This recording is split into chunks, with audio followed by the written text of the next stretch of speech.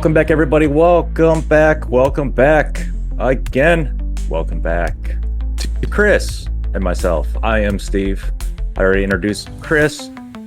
He is still over there in Boston. Trying to still get him to come back over to Michigan, and he keeps on denying me. So Discord is going to be the only way that we communicate, and you all out there can hear on how him and I communicate. And I do have a few things to bitch at with him later, so I can't wait for that. Oh, God. Yeah, but I guess we do have one thing in common when it comes to what we want to talk about towards the tail end of the podcast, and that is just the idiotic, stupid drivers, or at least the observations that I call stupid and idiotic. I'm sure they're all great people, and they all mean very well, but their driving ability is just not there. In a sense, we are right after the 4th of July here. They are out. They doubled the numbers. Double, triple the numbers. It is bad. Every time that I am driving down the road, at least one cop car is perched up out there with the radar gun. And I always see another one at some point during the course of the day too, have someone pulled over. There's a lot going on. When it comes to this podcast, there's a couple topics that we're going to be discussing. Really, there's not a whole lot going on with the gaming news, but we do have a lot of layoffs, a lot of company studio shutdowns that has really shaken up the industry. We have everything that we know right now about Borderlands 4 that we will be sharing with you folks out there. Same with that, we'll go with some of the community feedback, some of the shout outs that we have heard these past couple weeks. Chris has got his Dune take on the video game, and I really can't wait to hear it. He has been trying to get me to spend money, although it is just $40, to go ahead and get this game, and then probably within the next month, nobody's going to be playing it anymore. So is it worth the investment? That's what we'll be talking about later. Vin Diesel, is he going to live up the promises of bringing back for the very last movie? Maybe. So there's the first maybe, that one in right? Quotations. Right. It's going to do so well, and they're probably going to reboot the whole goddamn franchise. I don't know. That's what I'm waiting for next. We'll go through his promises that he gave up on stage much later on. And then where are we going to be going from here on? We're going to dive a little bit deep into the gaming market projections for the next couple of years. So hopefully we're able to get into everybody's earwaves. Give us a follow there on YouTube, Facebook at Everyday Gaming Society or EGS Productions. You can follow me on Twitch or Kick at EGS Steve. And if you want to give Chris a follow, what's your handle? On what? Whatever you're willing to give. Social security number, credit card. Social security number is 1. On Twitch, you can just find me at twitch.tv, I think it is. And then / and it's TACITUS77. I know not everybody's gonna understand how to spell it, so there you go. How do you pronunciate it? Up to you. It's Taticus. It's basically a Roman senator, I believe, if I'm not mistaken. I have to go back and look. Did have a chance to get into the editing booth and made you a couple Grand Theft Auto wallpaper images. So I'm really curious to see on how you guys use those. So my buddy and I are using the one that you made for us. We're using that as our Snapchat background.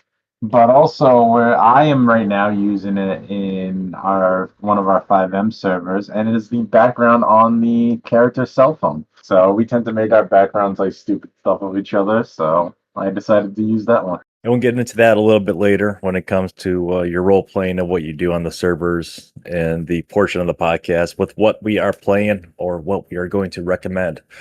So let's go ahead and dive on in to the gaming news. Switch 2, if everybody out there has picked one up at this point, you may be having some issues if you are not using all the hardware that you were given to use. One of the main issues that people are running into is the Joy-Con controllers are randomly disconnecting every few minutes when the console is docked.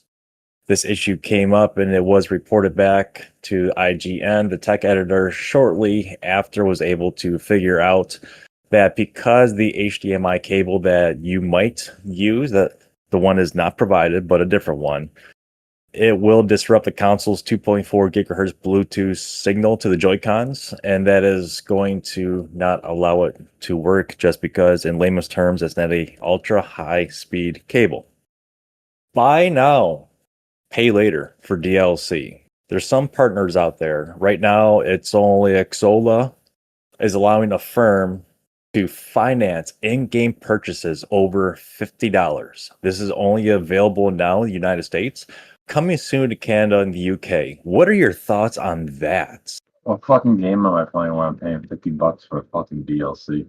I can understand like if you might not be getting paid that week or like whatever, or not have like the funds at that time, and your friends are playing that DLC, but at the same time, it's like just fucking wait until payday. I can see people putting themselves into debt because of something like this.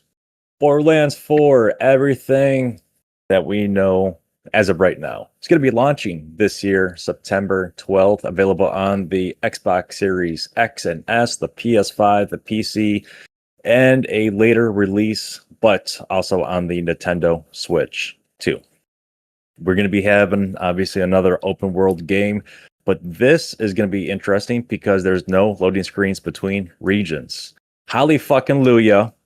Maybe we're finally here to where we can play a video game that doesn't have any of those loading screens. Oh, there's definitely going to be a loading screen in a way you're just not going to realize it. There are games that sometimes do that where it's not really a loading screen, but at the same time, it's a loading screen.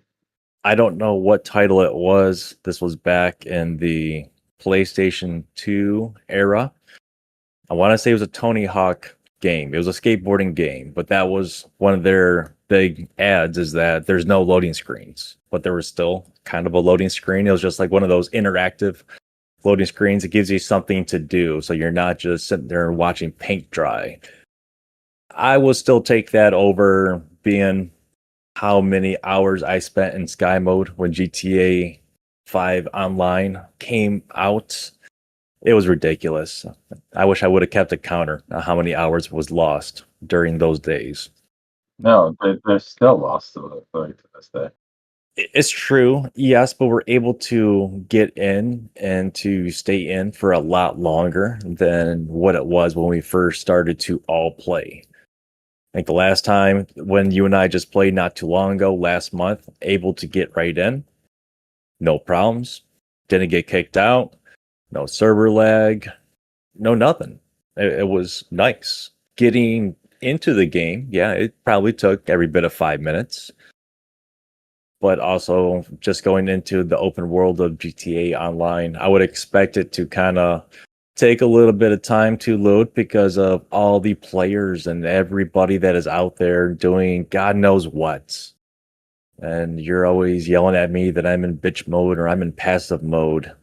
But god damn it, man. I don't like being in a vehicle or just walking around and get sniped or have a rocket bike fly over me and sink down a couple missiles. And I don't even know what the hell's going on. I'm already dead before anything happens. Still a fun game. Getting back to Borderlands 4, 360-degree combat zones, and we are supposed to be having a lot of aerial supports, or at least vehicles, abilities in this map as well. So that is something new that is going to be coming out. Enemies are going to now behave more naturally from long distances. So possibly stealth is going to become a thing, or at least they're going to pick up on you a lot further down. I don't know if you're going to have a light, something that they're going to be sensitive to that when it's dark out. No idea. Those are the kind of things that we will eventually find out once the game comes out or closer to it coming out. Transversal upgrades will include the double jump, the glide, the dash, and the grapple hook.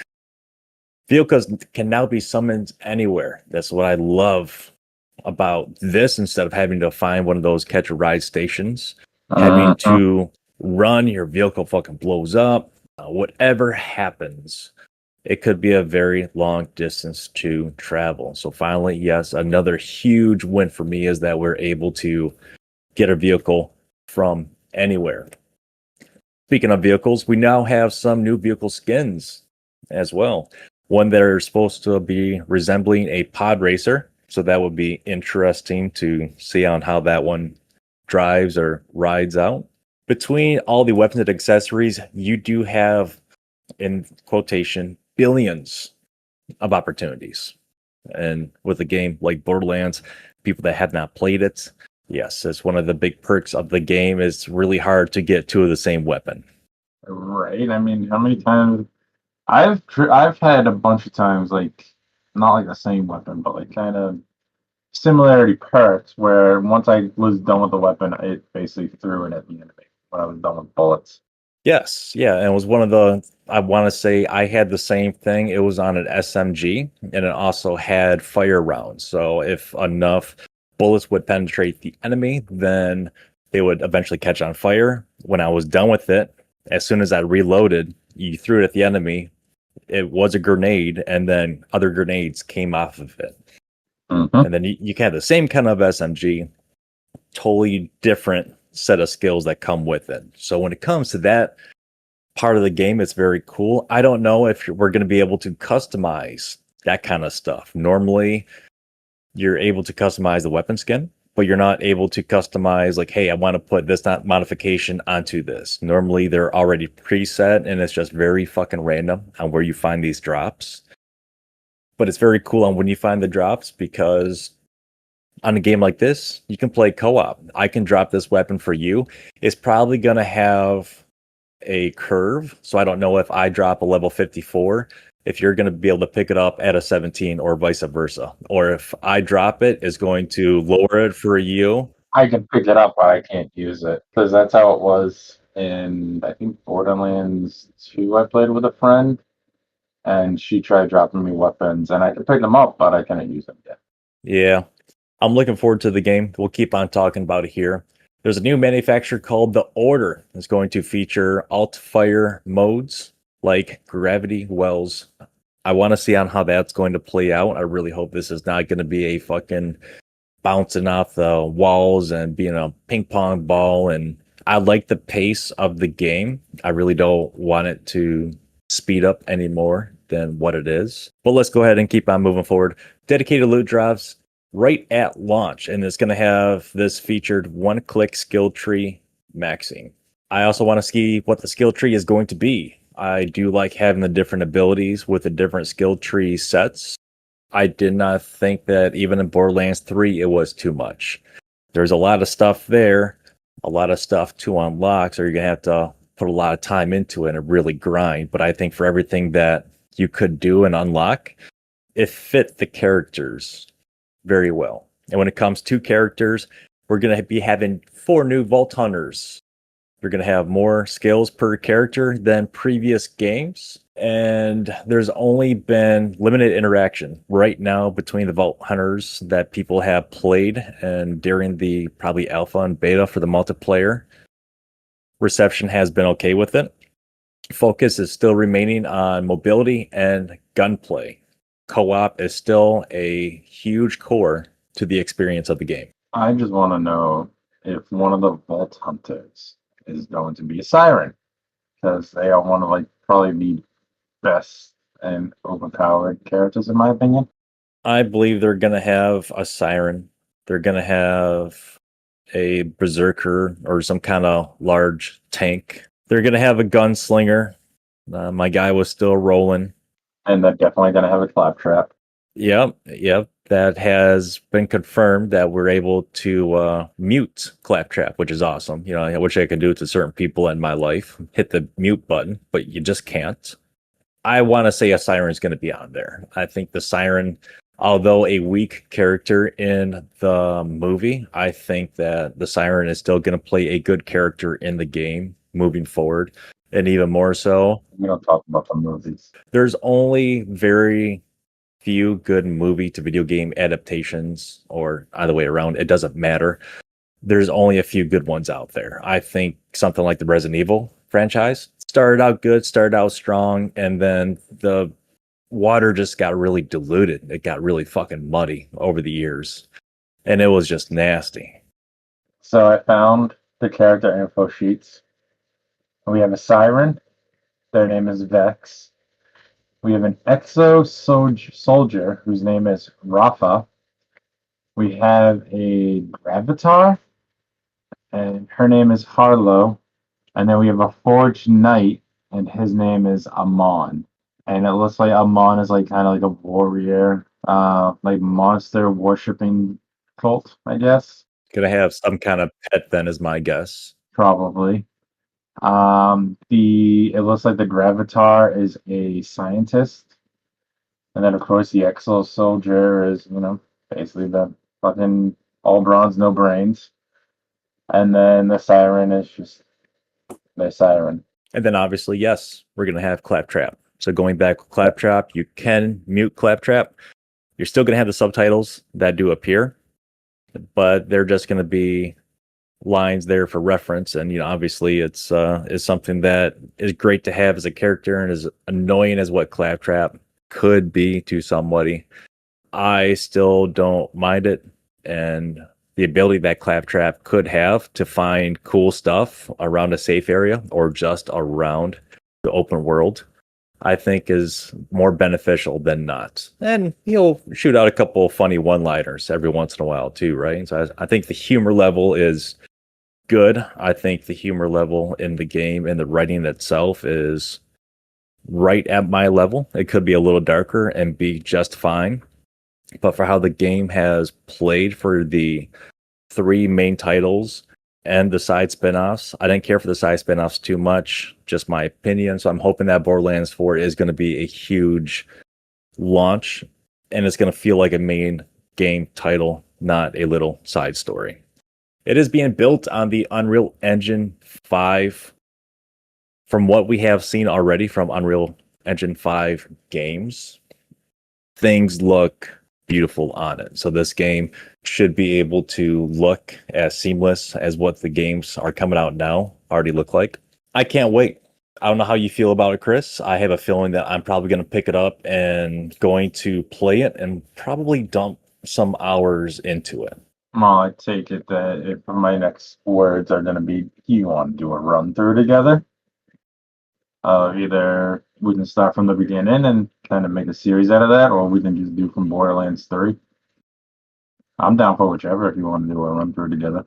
I would not mind restarting Borderlands 3. I think if we were to start right now with Borderlands 1, if I was unemployed and didn't have anything to do, then sure, let's fucking go. But since I have response, I'll put us both on medical leave for something. I'll come out there and help you out. Start selling out some organs and shit to go ahead and pay my bills and stuff, right? But in reality, I do stream once a week. I know it's not your hours, so we would probably have to set this up on a weekend.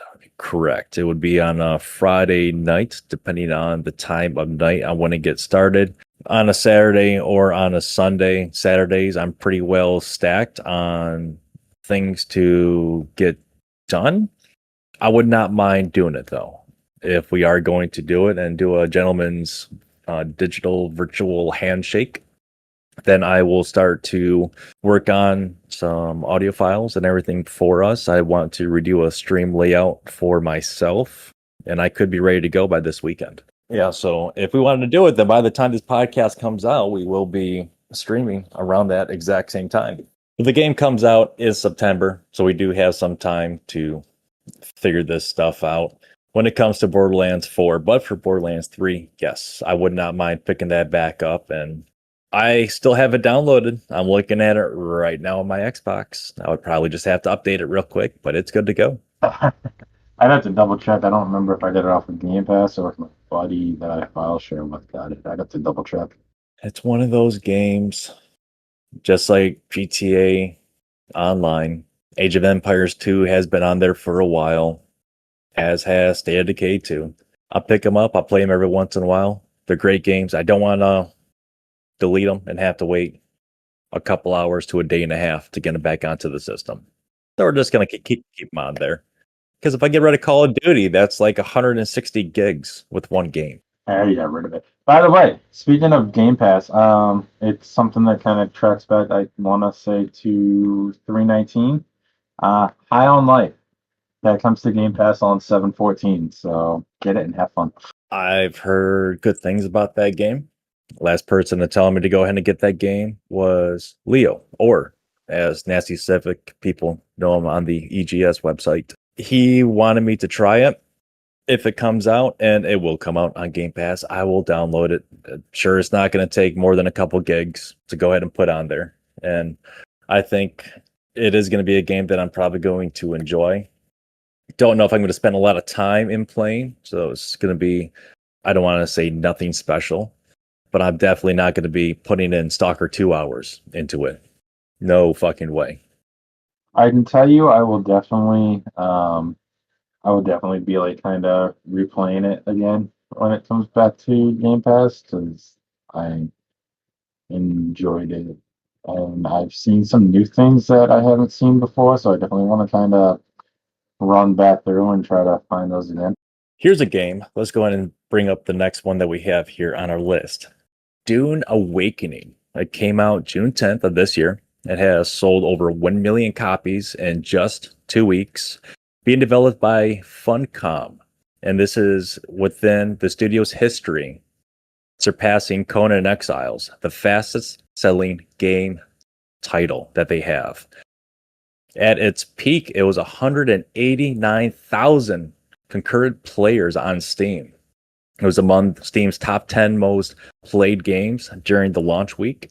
And this was only available on the PC. Imagine what's going to happen in 2026 when it comes out for the PS5 and the Series X and S. Definitely going to be going up, right? Oh, most definitely. I mean, so far, it's received massive mostly positive reviews on Steam. Like you said, it's one of the fastest like selling, which I can definitely see because it just, as much as like people want to say like, oh, it like looks like it's boring. I can tell you from experience, it's not boring. I actually enjoy playing it. They did have a Twitch drop come out most recently, so I was watching a streamer. Usually, I don't have anything right now, just for the sake of Craig recording and other things running in the background. Normally, I'll have a streamer or a couple up on the computer or somewhere in the house or the office. It does look like a lot of fun. I don't believe it's boring. I think there's much other games out there that's a lot more boring. I get a lot more of a crackdown kind of feel to the game. It's got a lot of ability. It's got a lot of stuff that you can do with it. And a couple of the in-game stats, over 66,000 player deaths have come from the sandstorms.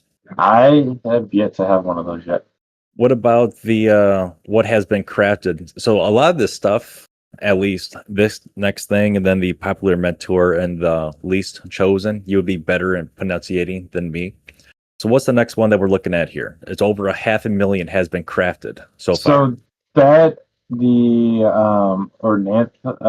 ornithopters, it's basically a helicopter technique that they can use. It's just to help get from point A to point B. Just you instead of doing the whole, I have a speeder that I use to get from point A to point B, and instead of having that, you can actually have like the helicopter basically looking thing. It's not an actual helicopter; it's more like a dragonfly. Sounds like a lot faster way of travel. Is it faster? I haven't used it, but yes. Yeah, it reminds me of World of Warcraft, right? You start off on that fucking turtle, you move it at a certain percent a little bit faster. Then you get somebody that just flies past you on this huge ass dragon at like 200% warp speed. Yeah, it's gotta be faster. I would hope it is anyway. Oh, it most definitely is fucking quicker. More than 120,000 building pieces have been placed in this game. When it comes to the mentor, who is your most popular and the least favorite? Have you had a chance to have more than one? No, I haven't. The only one that I've done is actually the one that is the most popular, which is the Benane Gesserit. And one of the things that they had that I like is an ability where you can actually just kind of stop your enemy and like and its tracks, and I kind of have that set up. And then I have like a speed sprint as well set up, so it helps me get away from like enemies. If I'm getting like overwhelmed, I can use that to kind of get out of the area quickly. The Mentart, the Mentat, I don't even know. I don't even really know which one they are. I just, the only one that I went with was the the Benet, and that was basically it. Oh, don't worry. Sounds like a lot of people don't know who they are either, because that is at least chosen. Yeah, I can also tell you this much: the Benet is basically just like an all-female tribe, so that's probably why everybody went with that without even really reading into each thing. During the remaining parts of the podcast from this point on, there's probably going to be a couple articles that will be discussed and talked about that we are going to reference that has to do with what's going on currently within the industry. So we can touch on that with what's going on currently in the industry, or we can go ahead and leave it for a little bit later where we can get a lot more of those stats. Long story short, with it, a lot of gaming companies, studios are going to be going under or close to be going under. They're being hit with massive layoffs. Companies are trying to save money by maybe going with something AI.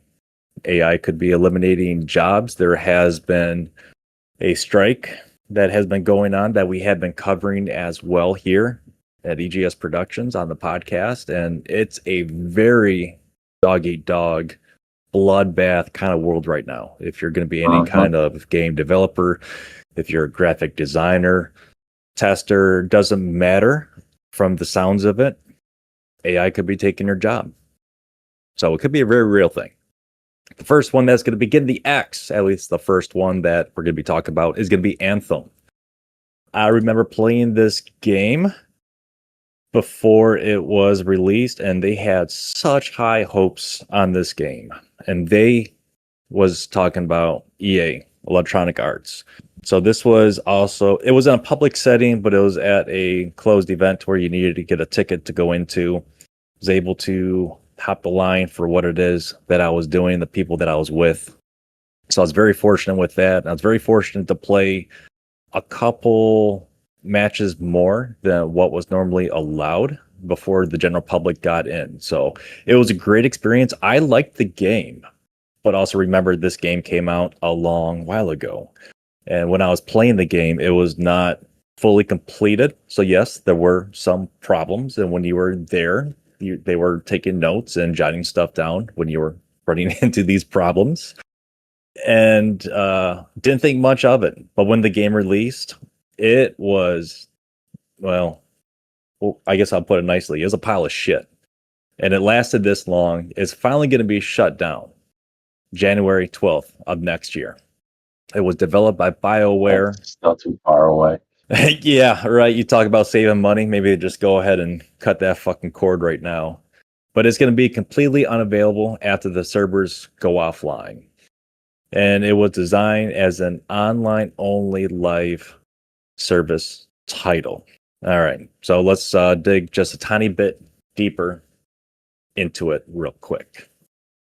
It launched in February 2019 with poor reviews, criticized for its grindy gameplay, bugs, and lack of being polished. Active development was seized in 2021. Anthem 2.0, the reboot that they were working on, they said, hell no, it's not worth it. So they stopped that. BioWare then shifted focus to Mass Effect 5 after Dragon Age. And that Dragon Age title, The Veilguard. yeah, that one that came out that did underperform. I liked it. Like, I just think I think the thing that got like the most hate about it was stuff that people never really realized which was in there, and that's basically the whole fucking LGBT. And I think people got pissed about it. Oh, they're throwing it in our face. Bitch, this has been in there since fucking day one. Since the very first Dragon Age. Sorry. No, don't be sorry. Hey, get it off your chest. I hope you feel better. I hope it makes you sleep at night. But there's also things that maybe 5-10 years ago it would have been a much better hits with that I don't know, that kind of community then versus what it is now. And we even see it all the time. People, companies, whatever it is, that could be getting canceled for what was said an X amount of years ago.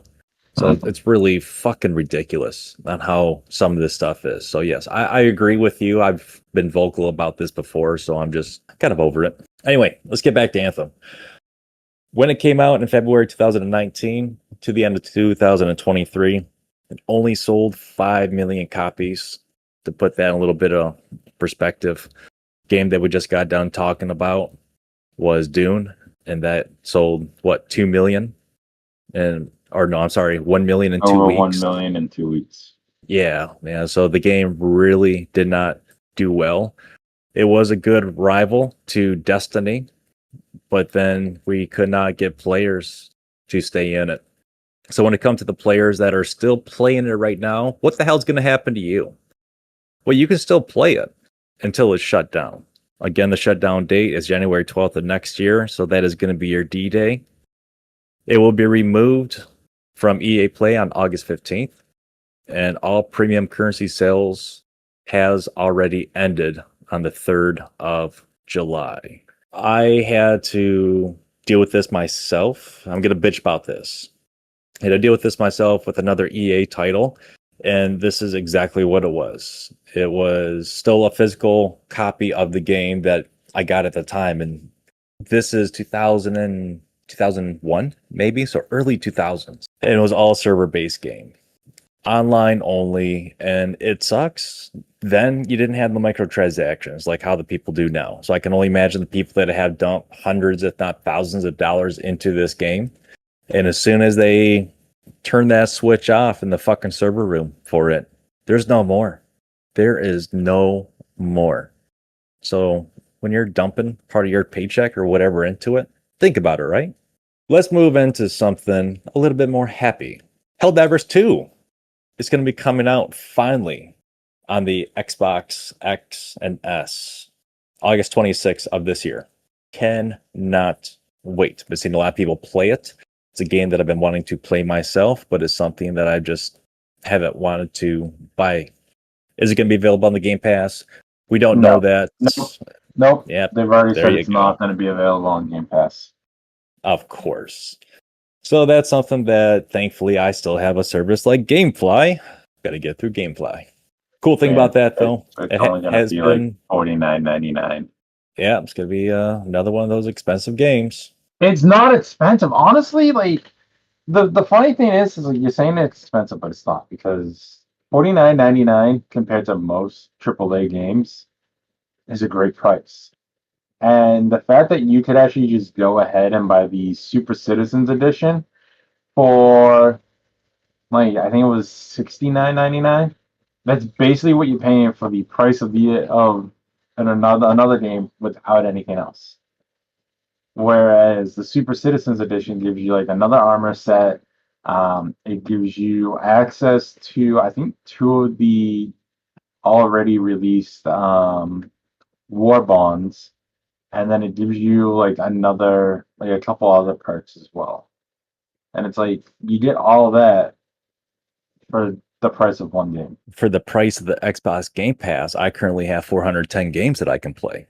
And if they were nice to us consumers, they can make that 411 games that I could play. Just saying. Nope. Yeah. They got to make their money too. It's not that. It's also like you got to think about it. The main header, like the main studio or the main name behind Arrowhead, is Sony. Right. Sony's not going to do it. Arrowhead probably would do it, but Sony's not. I'm happy that we're finally getting Helldivers because, yes, that was a PlayStation only, right? PlayStation and PC. Yes, we're finally getting it. Yeehaw, fantastic. You gotta pay the $50, then okay, gotta pay the $50. It is what it is. I don't think it's a game that I'm gonna pay the $50 for. That's why I have the service like GameFly, just to go ahead and get it that way. It's not gonna bother me one bit. ZeniMax's online unannounced MMO has been canceled mid ramp up. This was project name Blackbird. Same developer as the Elder Scrolls Online. This was supposed to be a sci-fi MMO built on a new game engine. We don't know what game engine that was. It has been in progress since 2018, so it was not on the Unreal Engine 5, most obviously. It was canceled this month in July due to Microsoft massive layoffs. It was still in pre-production. Reportedly, it was going well. The team was scaling up for full production. The staff from Elder Scrolls Online has Shutter Studios like Arkin Austin. They were supposed to be reassigned to Blackbird. But even them, I know that they have received the axe. We'll talk about them here in a little bit. Xbox had approved the extension for the team to expand just months prior to this happening. So it is a bummer that it has happened. The head studio guy, Matt, stepped down after 18 years. He was replaced by Joe, a veteran in the industry within that game company for 13 years. Staff reportedly lost Slack access before HR notifications were received, so that caused for a lot of confusion and a lot of distress. So basically, they were let go and they weren't told. They were unable to get into anything. This is only parts of Microsoft 9,000 person layoff. A couple other projects, Perfect Dark, Everwild, have been canceled also. When it comes to the studios, Arcane Austin and Tango Gameworks have all been closed as well. When it comes to the Xbox leadership, resource allocation and portfolio focus are the reasons. Think about it this way. This is just probably one of many more cuts that are going to be happening.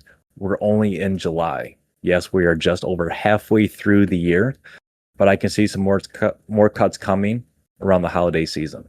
What are your thoughts? I mean, they better be working on something great and phenomenal, or all these cuts are gonna make them look like fucking shit. I hope they're not throwing everything into the AI bandwagon and hoping that it's gonna go good for them. Better be a new goddamn Halo title. I think so. Yeah, we will talk about that because we do have a tease that's supposed to come out in October, but that'll be in the next article. Let's get through another one when it comes to layoffs. Warcraft Rumble. Developer Blizzard Entertainment, they're entering maintenance mode. What the hell does that mean? It means that you guys are getting no new content. Maybe some bug fixes, recurring in-game events, but the game has struggled to find its footing since launch in 2023. It has failed to meet the long-term sustainability goals that Blizzard has put out for themselves. It is a very competitive market and is overly saturated, in my opinion, with a lot of those other kind of games.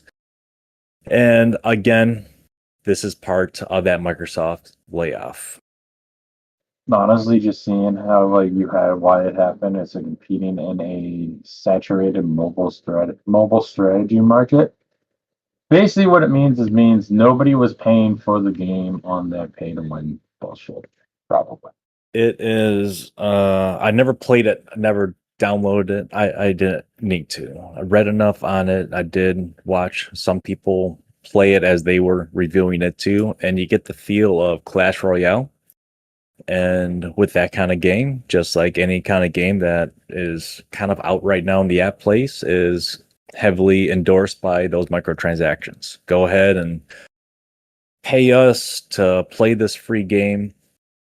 Again, I understand that the companies want to get some more money. Holy shit, it's Blizzard Entertainment. They have a fair chunk of money still from World of Warcraft. Those numbers, yes, they're not as high as what they once were.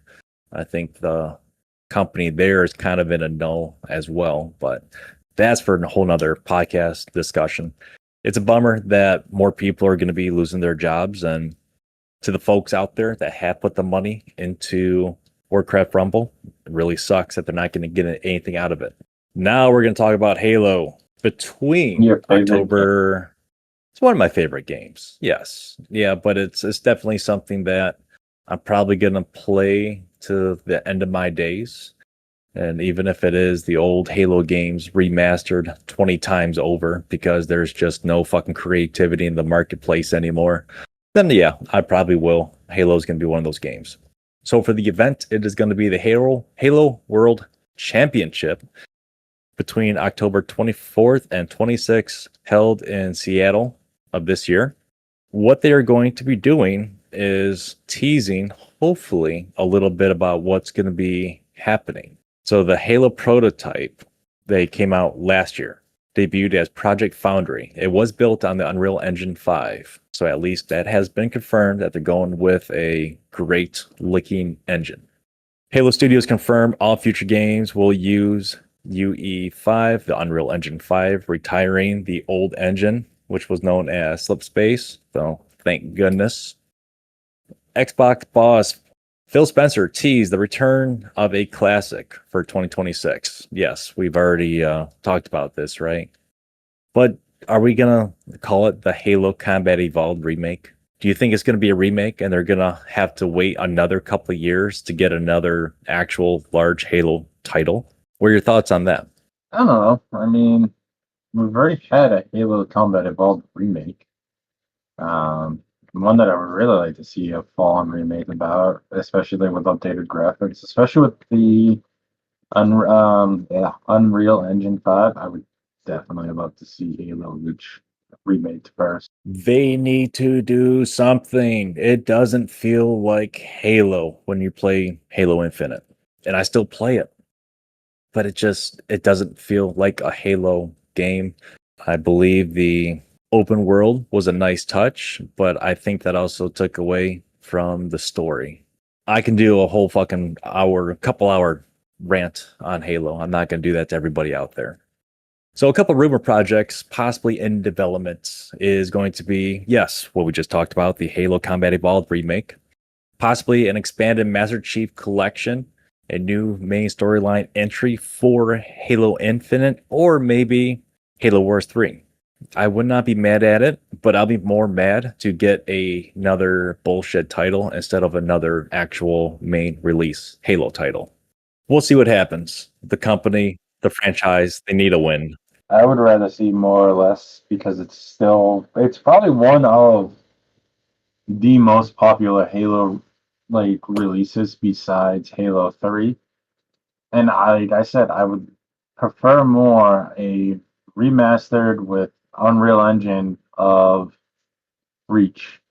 I think that game should probably be remastered first before even before Combat Evolved, because I mean it is a prequel game and why not start it off that way? Either that or kinda like what you're saying, like rebooting the franchise. Yeah, if you're gonna reboot it with Reach first. It would make sense, right? If you want to do it in the order of things, then you can do that, or even Halo ODST. So do you want to dig that deep into it? Well, ODST was Halo 3. But also you have to think on where it was in the storyline, though, of all the games. That's where we start to get into what should be first, what should be done next. I think with the two titles that they have right now, Halo the Master Chief Collection and Halo Infinite, they're good to go and keep us in on our seats until the next big Halo title. And I'm not saying the next big Halo title being another fucking remake of Combat Evolved. You've already said it. We've seen it already. You want to play another polished version of it, pick it up on the Master Chief Collection. You want to play an old Halo game that looks and feels and plays better, pick it up on the Master Chief Collection. You can get it all for one fucking price. Unless you want to do Halo Reach, you might have to pay a little bit extra. ODST, doesn't fucking matter. Pick it up on the Master Chief Collection. Stop giving us the old fucking games remade on a new engine. Stop it. Stop it. Do something constructive with your time and fucking create something that we're going to spend 20 hours a week on for the next 5 to 10 years of our life until that other one comes out. I don't know, man. It's tough. It's difficult. I would not want to be a game developer and needing to come up with the good ideas. And I would think that they need to surround themselves with the good people that would still want to make it feel like Halo and want to release another Halo title instead of, well, shit, it's been 15 years. Time to redo Halo 2. Let's do it. You're just like re-rendering something. It feels like that's all you're doing. You're just putting it into a fucking blender sometimes. But it's going to come out better. It's going to be pureed. It's going to be the same fucking dish. Let's talk about this next one. this has something to do with you. Not only is it sports related, but it's also something that we were bitching about previously. It's not something I played. NCAA basketball. When the last time I played a basketball game was? When was that? Fucking PlayStation 2. Well, it's probably about And I believe that was NBA Ballers 2. the last time NCAA has come out was back in 2009, featuring Blake Griffin. But the And announcement now date he's for retired. this, yeah, no shit, right? NCAA title has not been released through EA for 16 years. Target release date is not for a couple more years. They're looking at least 2028. And what's going to be happening with this, right? So we're going to be having college football 25 is going to be out. College football 26 is going to be out. So we do have that comes out, I think, next week. We got a lot of pull. So we're starting to see these college athletes also getting reimbursed for this kind of stuff too, which is fantastic. You're starting to see full player deals for the NIL, which is the name, image, and the likeness. So it's great that they are making a little bit of money when it comes to it, and they are reimbursing the people that they're using their names and their likeness. Yeah, probably $600. I understand, but it's still something, and they still have the ability to go ahead and not sign it, right? They can put a John Doe in there. Should they? Well, probably not. It's not completing the whole team, so I don't know if it would be, well, you sign this or you're off the team kind of situation. I don't think it would be. Is it some money? Yeah. Is it enough? No. But how much should you pay a college athlete just to use their name? Should it be a couple $100? Could be a couple $1,000? Is it every week, every month? Is it a one-time fee that they get? I don't know. There's a lot of the workings that I haven't looked too much in to find out what the NIL, the name, image, likeness, would be referring to and what the average payout would be. Maybe I could do that for the next one. But anyway, it's going to be built on the Frostbite engine, kind of a pooper in my mind. I'm not saying it's old, but yeah, possibly we could be upgrading that here in the next couple of years. It's going to have a dual gender integration right from launch, Dynasty mode, and it's going to be with reoccurring NIL budgets, coaching trees, and transfer portal. Career mode to track players from high school to college stardom into their adulthood until they could be broke and addicted to crack cocaine. Potential for ultimate, no, that's not in there. Potential for ultimate team with mixed rosters and historical legend. Scope and challenges with over 730 teams across, again, the both men and women divisions. This is weird. The NCAA licensing partner is not going to be appearing in the title. So it's probably just going to be titled, I think we already, EA Sports College Basketball. Yeah, so that's just the working title. Could change from the time of release, especially being out in 2028. I don't know if contracts could change from there. It sounds like this contract that we've discussed previously has been at least locked in.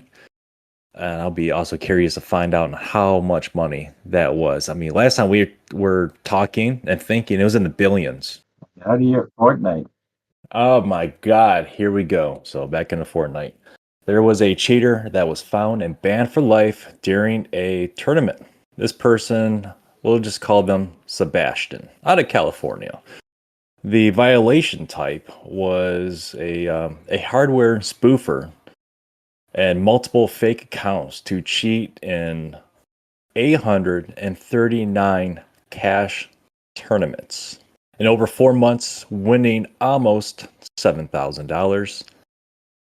Since he was caught, obviously, he was fined and banned for life. That fine is going to be just over $175,000 in damages. And one question I have for you, Chris. Was it worth it for that person to go ahead? No, because all he made in each tournament was $8.16. I did the math. $6,850 in 839 tournaments. You're making $8.16 fucking cents. What are you fucking doing? Playing against like the fucking, I don't fucking know, but no. Well, thank you, Rain Man, for that breakdown. But yeah, no, definitely It's called a not calculator worth on my it. phone.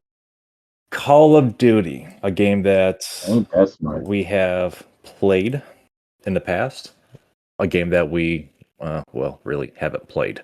The bundle is going to be dropping. Actually, it already dropped yesterday, July 5th. It did released on the event pass July 2nd. Beavis and Butthead make their way on into that game. Not enough for me to go ahead to jump in and pay $10 to play as one or the other. I'm good. Nope. I am good with that. What I am looking forward to is Duke Nukem is in the news. The reason why they're in the news is because the rights have been acquired. They've been acquired by Adi Shankar. I am probably murdering that, but best known for Castlevania, Devil May Cry, and Captain Laserhawk. I don't know too much about that last one, but let's hope that it's going to be an okay adaptation to the screen. So keep in mind, this is not going to be for any kind of future game development. This is just going to be for on-screen rights. It was acquired from Gearbox Software, still in early development. Don't know if it's going to be a live action, if it's going to be a film, if it's going to be animated series. We don't know what's going to be having the works for this movie. I don't know on how it's going to be, if it's going to be a movie, if it's going to be a series, or what. I'm curious on what they are going to do, if they are going to have it be somebody that's going to play an actual live version as an actor. Who the hell would that be? You probably have to look at somebody that's got a flat top, somebody that's got a fucking attitude, great one-liners, deep, raspy voice like they do Full and Hair with Cigars. And the guy's just got to be yoked out of his mind. I mean, he's got to be on every kind of fucking juice out there. Something that the Liver King is on probably times 5 or 6. I'm looking into his Adi Shankar, and he was the producer on or executive producer on the Dread movie with Carl Urban. He was also executive producer on A Walk Among the Tombstones, which is with Liam Neeson. So he's got a good fucking like credits to his name. Oh, he was also executive producer on Lone Survivor. So he's got a lot of good works to his name. He did The Gray with Liam Neeson, Machine Gun Preacher. He also did Broken City. And he's part of like Bootleg as well. Like he was a producer on the bootleg version of the Power Rangers that somebody did. With like He's James he's known for Vanderbeek. action then, from Yeah. the sounds of it. Good, Yep. good. That's exactly what we fucking need. Blood, guts, and gore for this kind of stuff. If there's Oh, going to be any kind and of a story, it is like, hey, you killed my dog. I'm going to blow everything up in existence. John Wick, straight up, Liam Neeson, Taken kind of stuff. That's what we need in this movie. to kind of also say it too, because it's on his fucking Wikipedia fucking shit. He's also in the works to do an Assassin's Creed TV title. Oh, God. All right. Don't get me started. Let's go ahead and put that on the Discord for number podcast 322. I already started it. Okay, thank you. Yeah, because I would like to pick apart the last movie of Assassin's Creed. Plus, there's been some Assassin's Creed news as well that we're really not going to talk about in here, so we can go ahead and shed light on that as well. So, a reason why it's so big for me to see Duke Nukem. It first appeared in 1991 as a 2D platformer, and yes, I'm an old fucking person, so I do remember playing it. And I remember playing, I think, even more. I remember the introduction of Duke Nukem, along with Wolfenstein 3D and then Doom. But Duke Nukem 3D became huge for me with that title in 1996. And I played the crap out of that title. The last major release was Duke Nukem Forever back in 2011. It was kind of funny because it was called Duke Nukem Forever. It took forever for it to be in development. I'm talking like a decade And when it came out, I did not care for it very well. It was a Duke Nukem game, but it was just not done in the way that it would normally feel. I don't know. It didn't hit well for a Duke Nukem game for me. To wait that long, I had much higher expectations. But now, since we have been laying dormant for another fucking decade, over a decade now at this point in this franchise, I'm hoping that something good does come of it. After hearing the person's background, I'm looking forward to it. It should be an action-packed movie, series, something. And speaking of something that is also was action-packed, that should be again action-packed, is The Running Man. What did you think of the trailer, Chris? So I thought like the trailer looked good. I kind of like that they didn't really show a lot of like too much like action. They kind of just broke down like just like a lot of more or less the cast and kind of gave like a quick running of what the movie would be about. Meaning like the whole, they have 30 days to survive, being chased around the world by whomever. So I'm gonna say like it was great that like it didn't really give them away too many plot points. What about the cast? I mean, I'm interesting. I'm interested to see how well fucking Glenn Powell will do as like the main lead, especially since that was a role that was captivated by Arnold Arnold. Schwarzenegger. Oh, But my biggest surprise, and it was actually when I was watching the trailer too, was seeing William H. Macy, and you have his name on our little highlights thing. And seeing William H. Macy like just randomly pop up, I was like, wait a minute, was that him? So it should be. Hopefully, it will be a great take. I mean, it does look like it's got a good cast. I mean, Josh Brolin, we all know from either the Goonies or the recent Avengers movie and Deadpool movie. Coleman Domingo, I don't know his face, but I know his name and voice from the Batman Unburied series that's on Spotify. Michael Cera, I mean, God knows what he's going to be doing. Lee Pace, I mean, he's been great in a lot of different things. So, be interesting to see how well this movie does. so Coleman Domingo, were you ever a Fear the Walking Dead TV show person? No, I stopped watching anything Walking Dead after season one. So he was in that. He was in The Madness. Like if you want to call it some type of a reboot. He was in The Twilight Zone, spent some time in Law and Order Criminal Intent. It's what's inside. So he has been around for quite a while. Mm-hmm. Has a net worth of $8 million, 6'2", currently 55 years old. I don't know what more we need to know about him. His height. But anyway, he's 6'2". He weighs about 330 pounds. It's mostly muscle. Jesus Christ. Walks on the beach. It's gonna have to live up to an expectation because yes, it was The Running Man. It had, what was it, Richard Dawson from The Family Feud as the fucking bad guy. So for me, the old movie, it hit very well, and I'm hoping it's not going to be another dumpster fire like how, what was the last one? Roadhouse. You talk about killing an old classic. I hope this is not another Roadhouse. See, I don't really want to give too much like high hopes for it. I don't want to give too much like low hopes for it. And the reason being is because of who's directing, and it's Edgar Wright.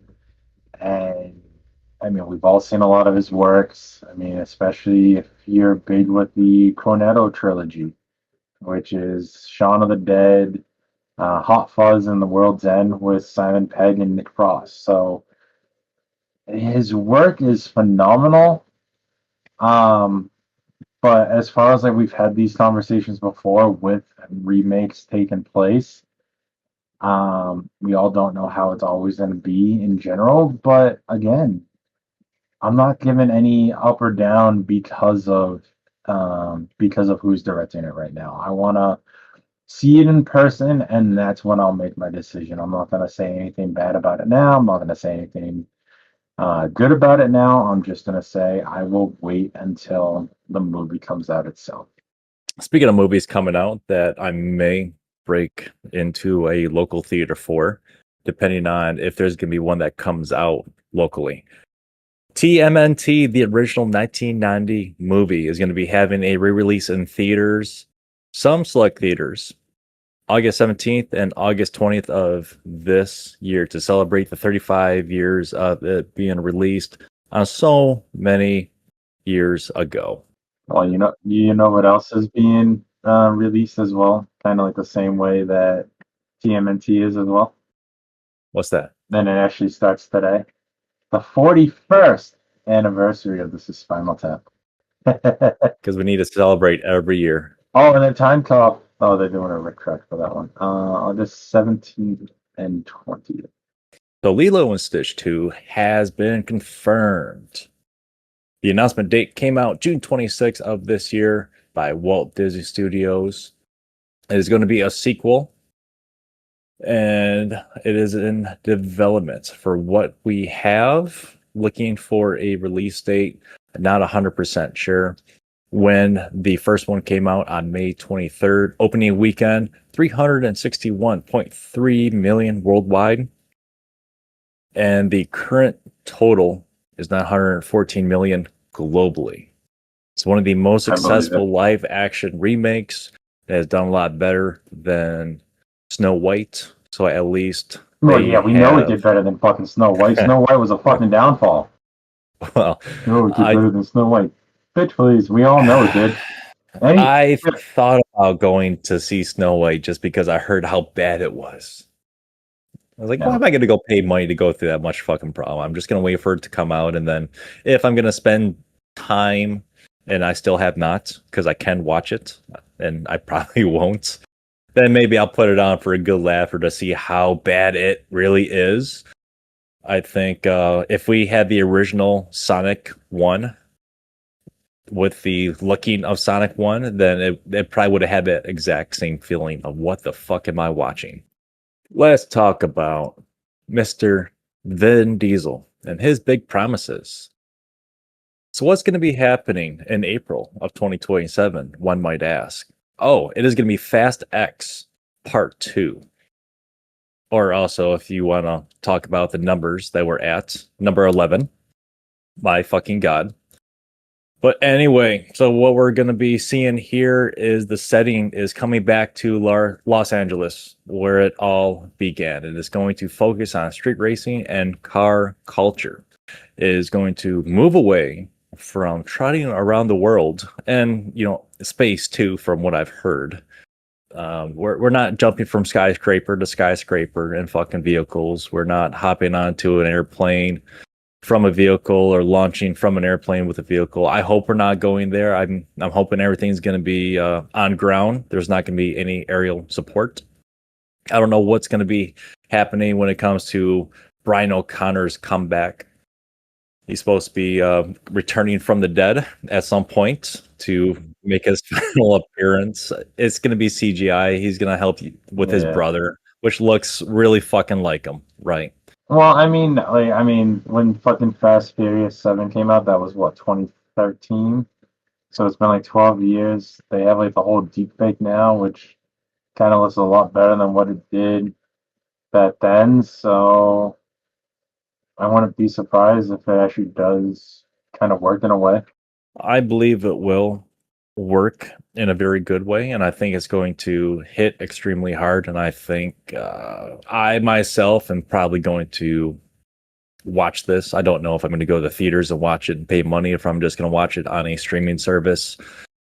Finally coming back to Los Angeles, finally having that setting of the first Fast and Furious movie, I fucking fell in love with it. Although they kept on showing that Charger and every advertisement, like you're going to see it throughout the whole movie, and you only saw bits and pieces of it. And that for me was like the coolest part. And then it gets fucking wrecked at the end. Spoilers. Hey, movie's been out a while, so get over it. It was cool to see it. And then from there, it went downhill. And I think after Tokyo Drift, the turd was going down the fucking toilet. But apparently the turd hasn't flushed yet. Maybe it will finally flush after this last one. Then I'm going to give it at least 5 years, and we're going to get into a remake. and we're going to redo the whole franchise again. Vin Diesel's going to run out of money. He's no longer caring about his body from watching this release video. I He said is that, and everybody's like, "What happened to Vin?" he put down the weights and he picked up the fucking fried chicken, man. He has His been diesel ran out. snacking. I know he has not skipped a meal. At least not very many, but maybe they're gonna CGI his head onto his younger version of himself, and we'll see how that goes. Right? It's already going on and has been delayed. So it was originally targeted for 2026. There's been a couple strikes, budget concerns. We're hoping to start filming in early 2026. Right now, budget is going over by at least $300 million, which is going to be one of the most expensive entries to the Fast and Furious franchise. So what does that mean? It's gonna be shit. Let's give it a chance. Just like The Running Man, just like Lilo and Stitch 2, just like the Social Network sequel, which I don't fucking understand. So we're going to talk about this one next. The title is called The Social Network Part 2. Did you ever watch The Social Network Part 1? Okay. Nope. Well, do you know what it's about? Yes, about the origins of the whole Facebook story. Thank you. So for the folks out there that don't know, that's what it is. So now what Part 2 is going to be looking at is it's going to be based off the Facebook files, which was an investigative series that was done by the Wall Street Journal back in 2021. They were leaked by a whistleblower, and it exposes Facebook's internal knowledge and certain harms that it could cause with algorithms, and I'm sure is going to spread into possibly the election in 2020 on how it was heavily influenced from one side to the other. Capitol riots are probably going to be thrown into there. Mental health issues, a correlation with Instagram and to the metaverse, possibly. But it's going to be returning. There's no official cast announcements that have been coming back yet. So we're not sure of the original people that were in the first one, if they are going to come back. I'm curious on what we're going to see. I would like to sit down and watch the first one. I'm really surprised that I have not taken the time to watch the first one. It sounds like it's right up my alley, and I probably will. And I'll probably watch the second one too. I can tell you this much: Aaron Sorkin, who is the director and minus the Oscar winner for the original, you probably at least recognize two of his titles when I'll say them. The first one being The West Wing with Martin Sheen, Rob Wall. Oh yeah, yep. And then the other one being The Newsroom with Jeff Daniels and Olivia Munn and David Harbour. So he's good at what he does, but I had no interest in seeing the very first one, the first Social Network. I mean, if anything, if anyone should have a movie made about them, it should be Tom from MySpace, but that's just my opinion.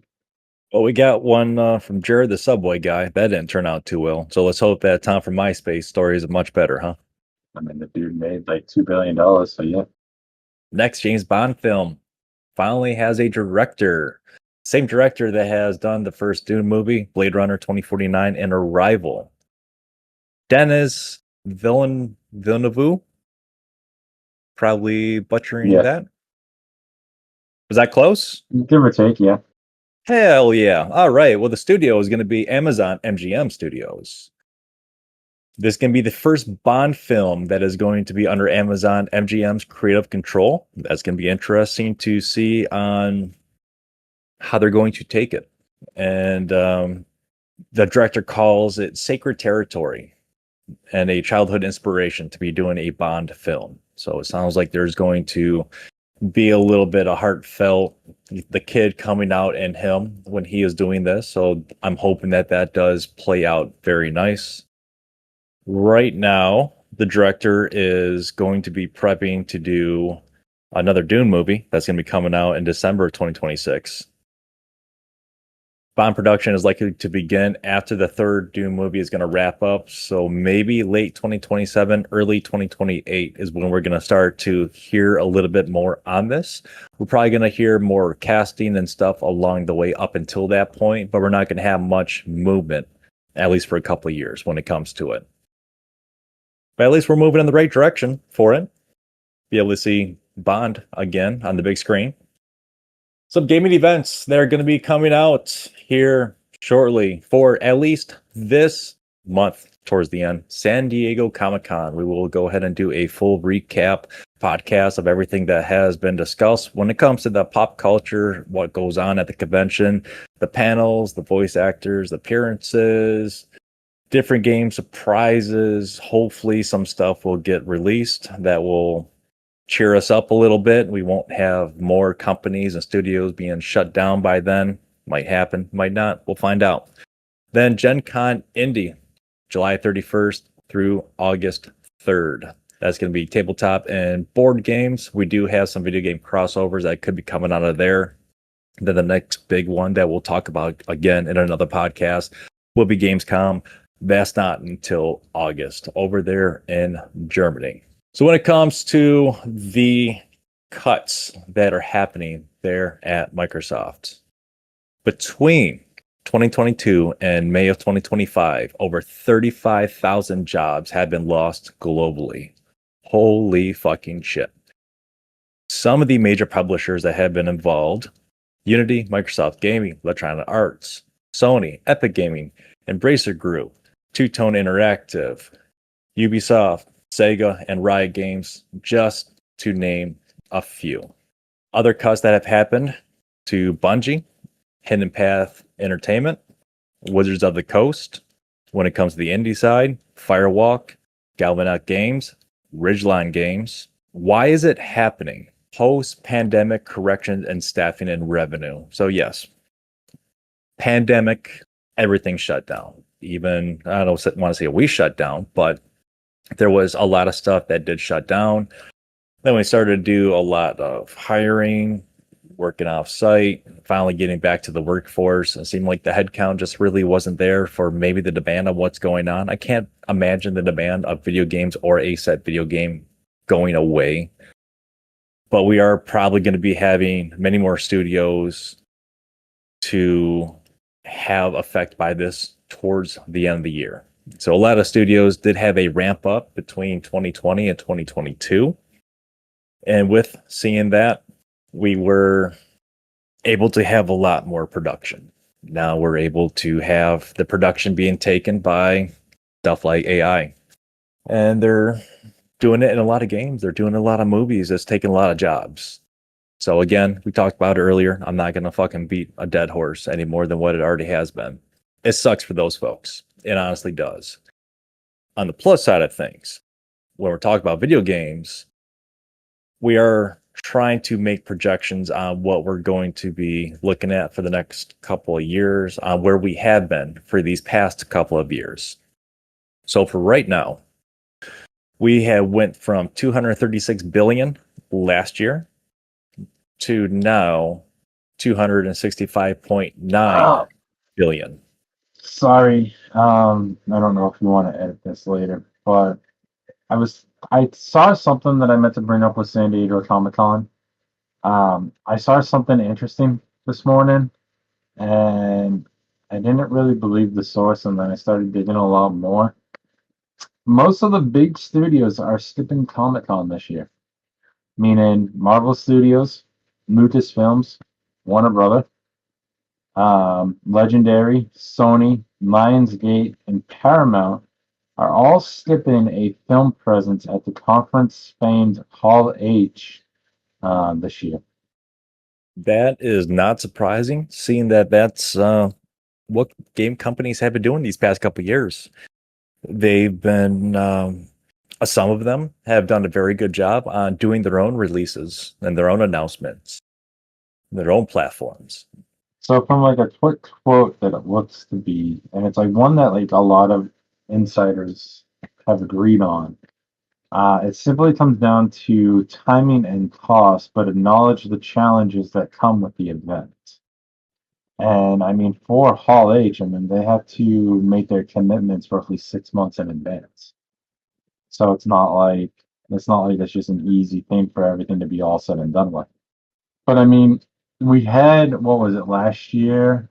For majority of last year, we had like the SAG and WAG strikes, so that damaged a lot of like potential releases and work for current movies that are in production.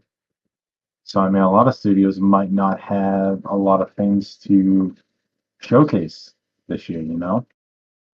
Tens of thousands of people can gather, and it's cool that you're there for the like-mindedness. But I remember when E3 was, you had to know somebody, you had to have a pass in order to get in because it was so restricted and it was so cool. And obviously, these were the days of not really having the internet and reading about this kind of stuff and the Game Informer magazines and stuff that you would be seeing at the gas station or the grocery store shelf.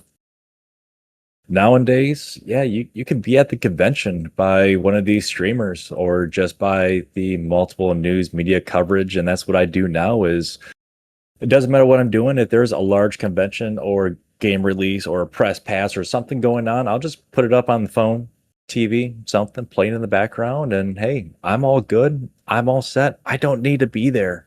Would it be cool to go there? Sure. But Chris, let's say you and I go down there. Let's go to San Diego Comic-Con. How much do you think room and board, travel expenses, not counting food, is going to be for the week? A couple $1,000 each? Anywhere at least between 15 to, I want to say at least minimum wise, $2,500. I hear that. Okay. I still want to do it. Yes. That has now become a bucket list item for me.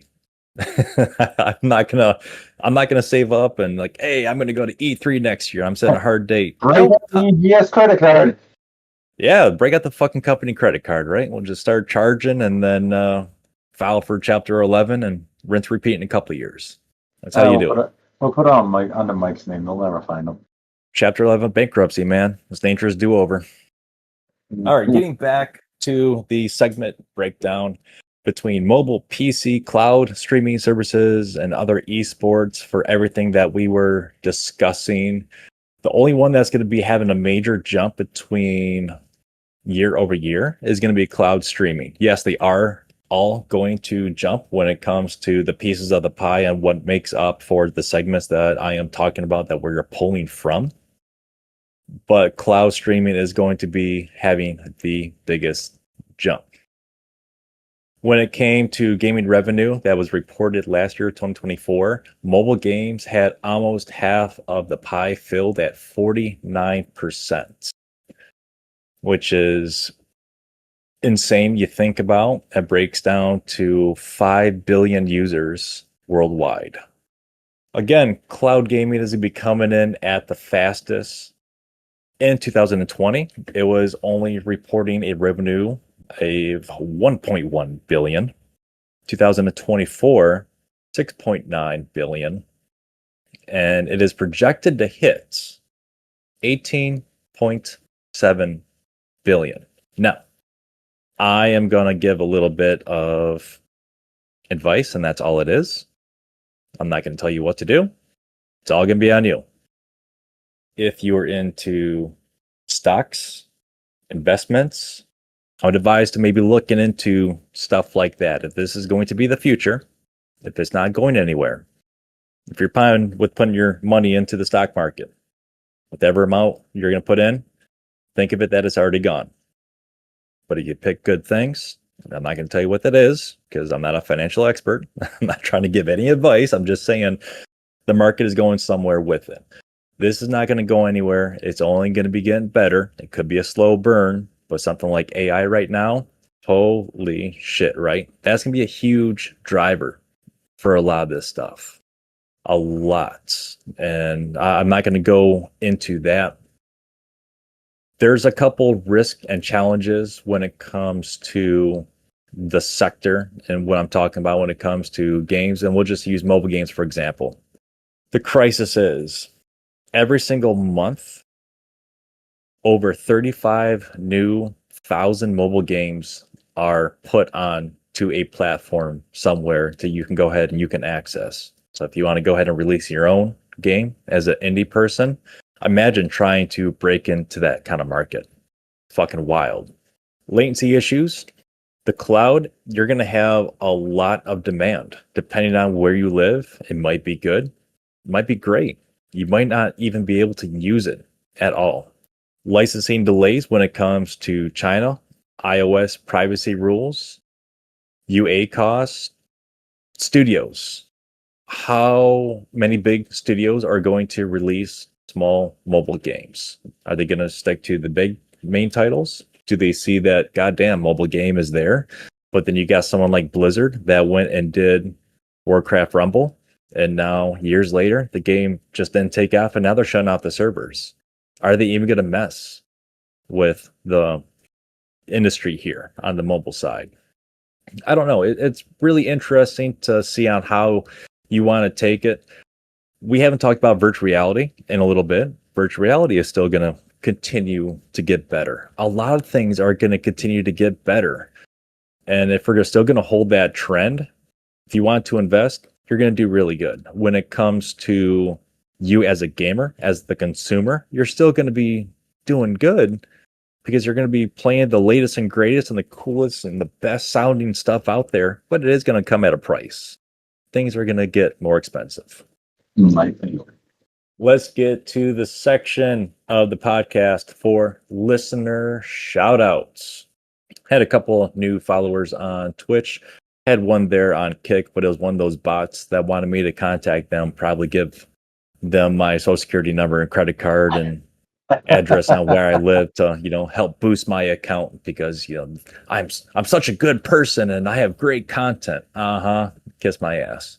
Any which way. So the new followers, Majestic Jazzy Panda, Liam78_4, and AZ Real the Angel. Appreciate the follows out there on the Twitch side of things. It's Azrael. Well, I like to say it my own way. So whatever, fuck you. Anyway, thank you, Chris, for the correction. And thank you to those folks for the new follows. They've been able to put up with me on my stream, so it's a big plus. Same with the person that is here with us live on Discord, Fable Wick. So this person has been popping up in my streams for don't know how long now, and don't really know that the person is there. Besides, you see it another viewer every once in a while. The person will say something. Well, the person and I have now, we'll call it a relationship because they're now my mod on Twitch. So if anybody out there is listening, wants to go ahead and interact with myself or my mod, very cool, down-to-earth individual. So shout out to Fable Wick for being here, being there in all the fucking streams, without question, putting in links, interacting with people that are watching. Cannot ask for anything better. Never had a mod outside of the close circle that I have do it. So it's a different role, quite the opportunity, and yeah, a definite shout out. So much thank you. Much thank you. On the YouTube side of things, we do have a couple comments. So we're going to go ahead and read off 6 comments.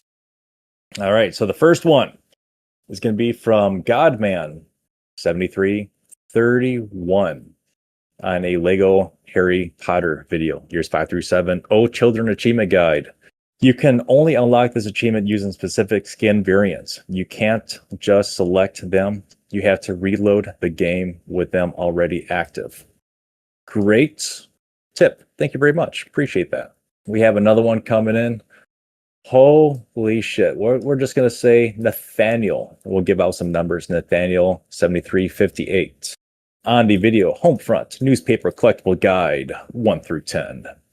Nathaniel says, I despise this game. The hit detection is broken and a helicopter mission is nearly unplayable. Rockets constantly fly at me and the stuff I'm supposed to destroy never blows up, no matter what I use. Yes, this game for me was a challenge. I eventually got through it. It was a good game to do the collectible guide on and a few other achievements for, but I don't blame you for wanting to break this game or just to stop playing it and to get rid of it. In my opinion, it was not a very good game, but it was still one of those first-person shooters, and it was something to enjoy. Sorry to hear that you have such a shit experience, but yeah, hopefully better luck with the next one. This comment comes from Abai Shy 6243. Hopefully I'm saying that one right. The Amazing Spider-Man train docking station collectibles. Thanks, but how do I get there? After going back through and watching the video, this is what I have for you. So I'm gonna I wrote everything down. Hopefully I'm gonna say it right and it's gonna make sense. If not, let me know and we can further go from there. But to reach the docking station collectibles in the Amazing Spider-Man, start by heading to the area where the Spidey realizes that the train is blocking his path.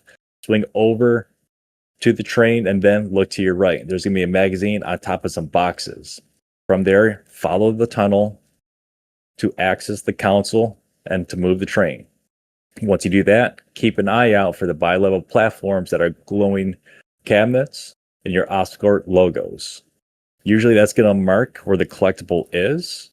You might have to go ahead and block off the vents with your web, and you should be able to hopefully get to the area. If there's any more issues with that, let me know, and we can try to work on something else. The Amazing Spider-Man train docking station collectibles, same fucking video. Sam Gomez says, thanks for the help. Sam, you're very welcome. Lego City undercover cheat code video. Thanks for the Lego GTA codes. Yeah, you're very welcome. To KT, or it's probably going to be Keto Gaming, just spelled in a very unique way. And Adam Myers says, thanks for the Amazing Spider-Man water treatment facility collectibles. You are all very welcome. Thank you, everybody, for writing on in. Let's roll that into our monthly content, what we are playing and what we are recommending. When it comes to the monthly content for the month of July, this is what everybody out there can expect to get on a weekly basis. Monday, State of Decay 2. Tuesday, Astrobot with Nasty Civic. Friday, Far Cry 6. Saturday, Stalker 2. And Sunday, Halo Infinite. That is going to be our videos for the month of July. Now for what we are playing right now. Would you like to go first, Chris? I feel like I've been doing a fair amount of talking. For what I'm playing right now is, like I said, mostly Dune. And then I started playing last night or the other night. I can't fucking remember. Started playing a little bit of Mecha Break, which is a new game that just came out recently. Actually came out the first day of the month. So I was playing that the other night. That seems like kind of cool. Definitely a game for more people. So it's on Game Pass if you want to get it, Steve. Imagine that, it's free. Yeah, free is for you. Hey, man, I like that word.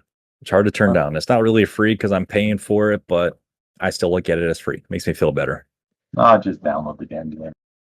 Yeah, we'll get it on there. It doesn't take very much, probably, right? I think it was like 36 megabytes, maybe. Megabytes. Oh, God. Or gigabytes, sorry, not megabytes. Oh, okay. Well, it's still, though. That's a fraction, a third of what some of the games are, right? Yeah. I've been playing Stalker 2. Been doing better with it. Doing better as in having more patience with it. Able to get to different areas, unlock certain things, feel more confident with the weapon loadout and everything that I have. So certain enemies are no longer a problem, but yet still some enemies I'm trying to figure out how the fuck to deal with them. I think it's the same enemy. It's on two different parts of the map where I can't look in his direction because it's going to knock the weapon right out from me. Grenades, I'm not able to kill him with enough grenades. So I'm just, again, trying to figure out on how I can take on this kind of enemy. And there's a couple enemies in a couple different spots that I'm stuck with, but I have enough to still explore with that game. So I'm not going to get bored with it. There will be a cutoff point with this game when I transition to something else. I hope that I'm still not playing this fucking game when Borderlands 4 comes out. I want to be off this game way before then. So hopefully something else will come out and I can pick that up. Right now, playtime is 2 days, 18 hours, and 6 minutes. So we are racking up the hours there. Start cutting some more achievement guides for Doom: The Dark Ages. They have not come out yet. I have started to do the BioShock Remaster entire series in a stream. Not in a stream, don't get that twisted. I'm taking multiple streams to play the entire franchise. So I'm starting off with BioShock 1, a couple levels into it. I love it. I miss the game. It's amazing on how simple the game is. And a little bit boring too, with it being so simple. But I think that's what's great about that kind of game. It's not mind numbing.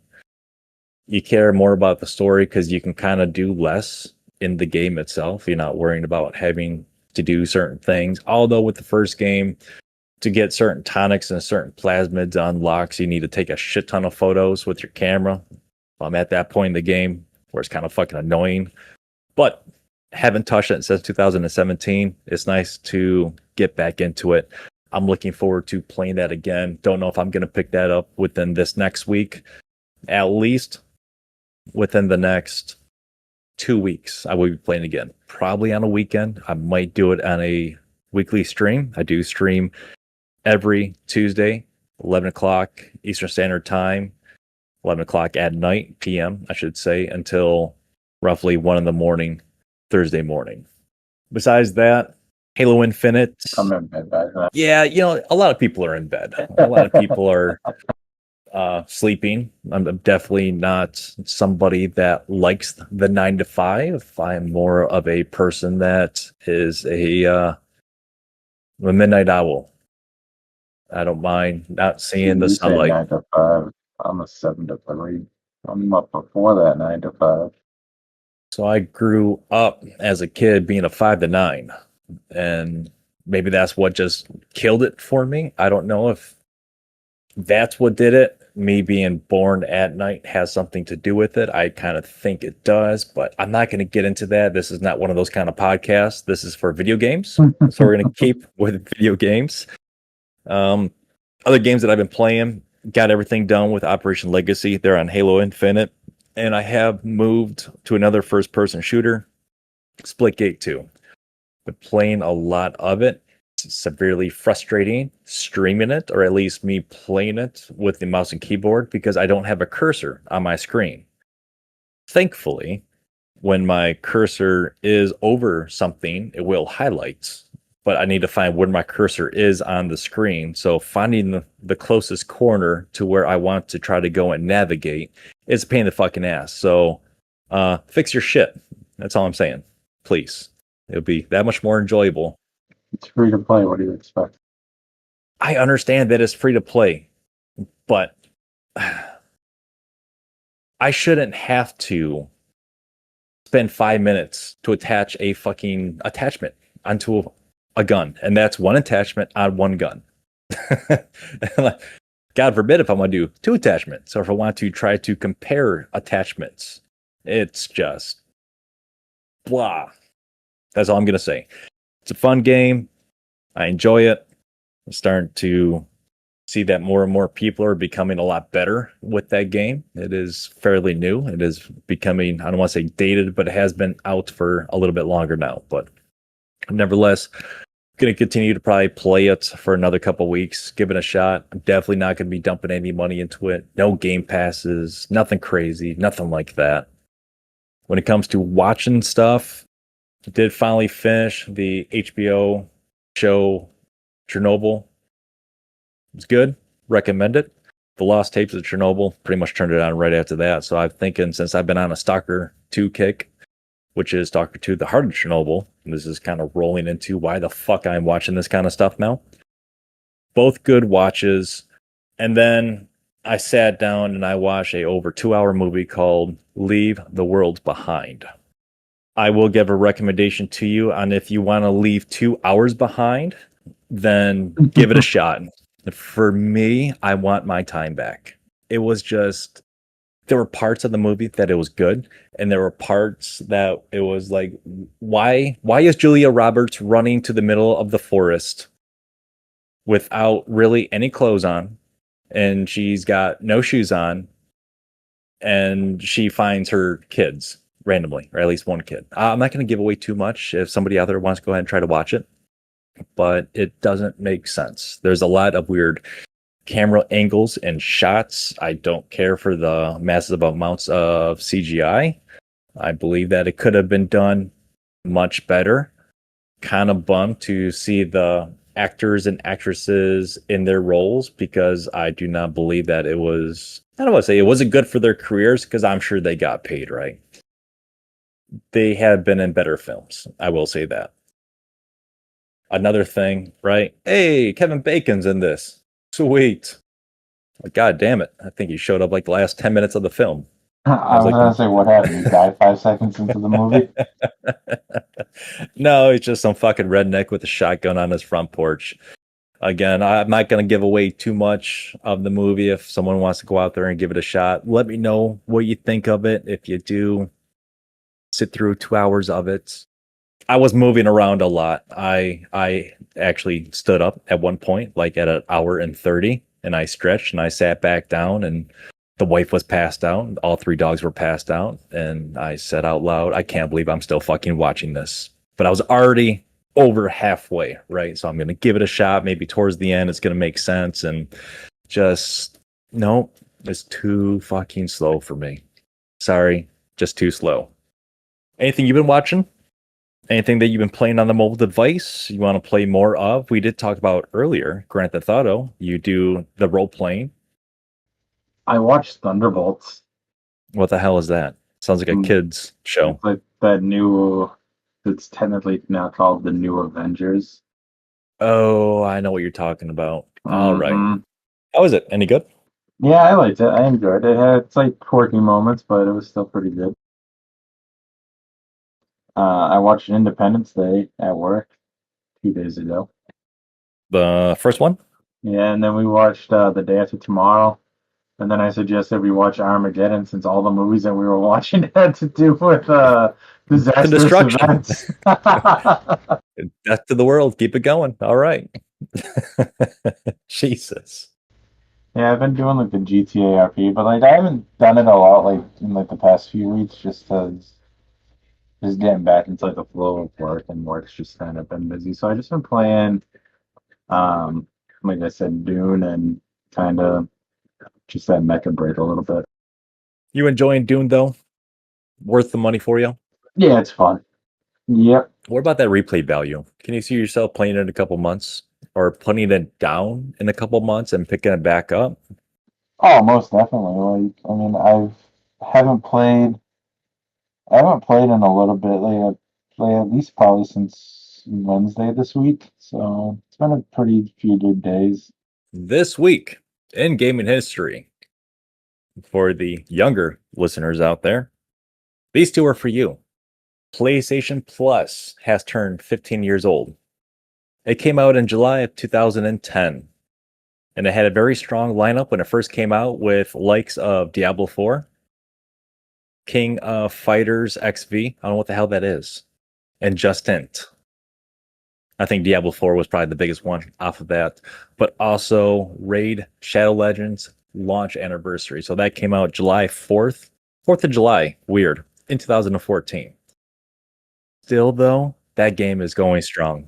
Speaking of mobile games, you know what game actually released today, 9 years ago? What's that? Pokemon Go. Yeah, July 6th, 2016. From earliest to oldest, a few more things. Marvel's Iron Man VR came out on the PS4 back in 2020. There was a Final Fantasy game that came out on the 3DS, 2012. Warcraft 3. Holy shit, right? So this was a game that I got around when it came out. This is back in 2002. Way before World of Warcraft. But I do believe it laid a lot of the groundwork. Warcraft 1, 2, and 3 were fantastic games. Anyway, Pipe Dream came out on Game Boy back in 1990. And Pipe Dream it's a puzzle game. It was Tetris. It was connecting pipes to prevent flow and overflow. It was very simple. 1990. Again, going on with our bonus segment. This is going to be on whatever is on Chris and mine's mind. The first one for me, kind of the two. So I'm going to go ahead and go to the second one that's there on our list, Chris. And then, actually, what? Fuck it. I'm going to go right to the very bottom of the list, and then I'm just working my way up. So the very first one for me is the website is still under construction. Why the fuck is it taking me so long? Well, I haven't allocated time to sit down and do it for the website. My apologies.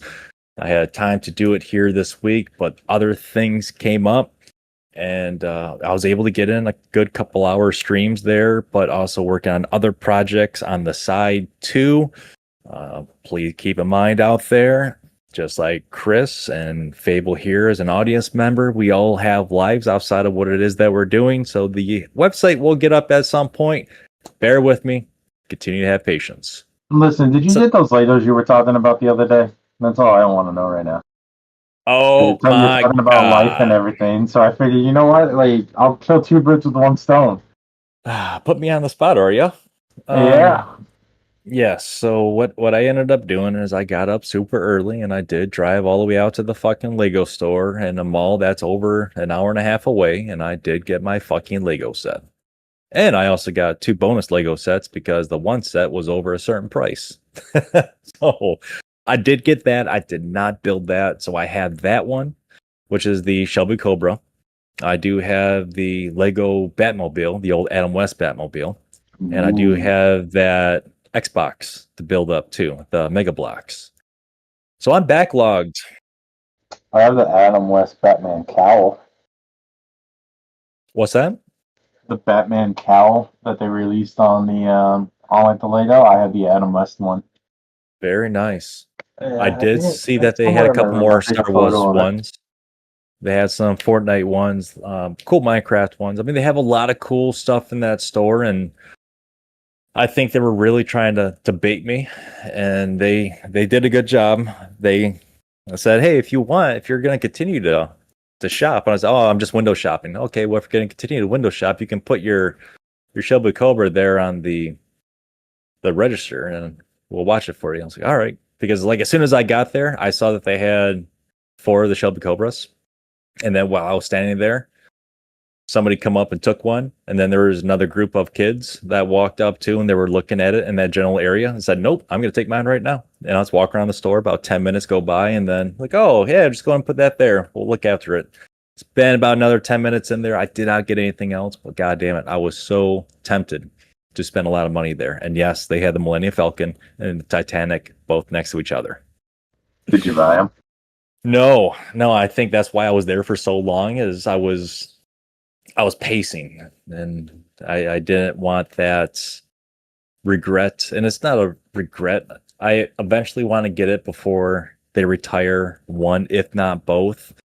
I just didn't want to walk out of there with another $1,200, $1,300, $1,400 gone out of my account with fucking plastic that needs to be built, that I know you'll be more than happy to build it twice a year, maybe. So it's going to be a long project when it does happen. But when it happens, yeah, eventually you will know. I can see how much you spent on that. Holy shit. Uh-huh. So when it I'm comes surprised to... you didn't get the Krusty Krab burger either. They have that one available now. Well, they only have certain ones there, and I was surprised that I had to go to that store. But since I am a Lego VIP member, I was able to get the Cobra there at that store, at that location, which is oddly smaller than the other store. And the other store you and I have gone to before is much bigger. It's got the little play area for the kids there in the back. It's got a lot more bigger stuff, structures that are on display. That store is probably 2 to 3 times as big, or bigger, I should say, than the store that I was at. So again, it's very weird how I had to go to. Right. Yeah, but I think the one store that I was at too, that's also the store if you were, hey, I'm looking for this Lego set. It's not retired. Okay, cool. You can get it, but it's got to go back to that store. So that's like one of the main central hubs. And then from there, then they ship it out to like that outlet store, the one that we were at. So this is like more of a district location.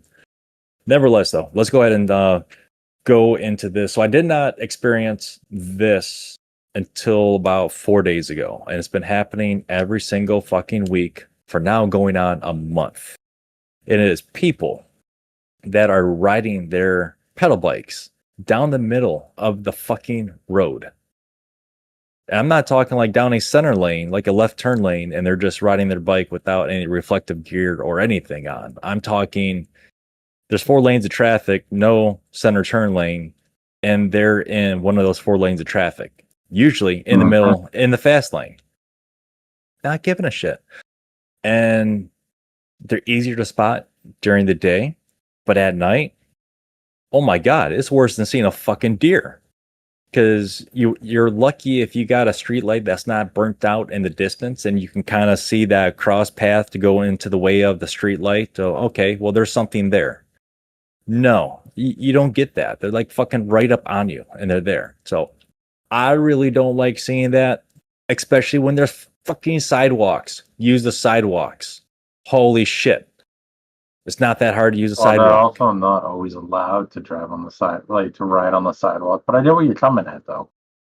Okay, and thank you. And where I'm coming at is hopefully not a fucking vehicle that's going to be hitting them square on because they're riding to me against traffic.